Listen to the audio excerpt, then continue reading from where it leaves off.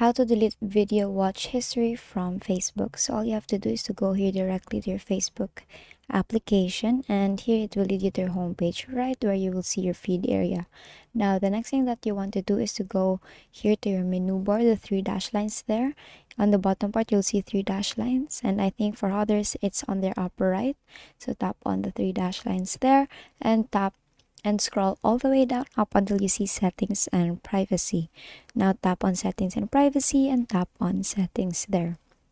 Now under settings and privacy, there are actually different sections there. You'll see preference here, audience and visibility, and your activity, and so on and so forth.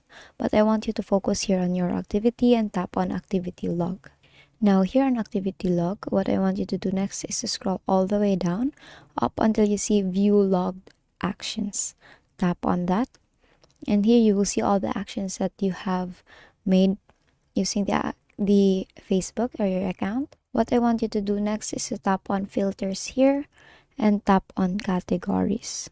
Now here, tap on videos you've watched. It's actually the third option.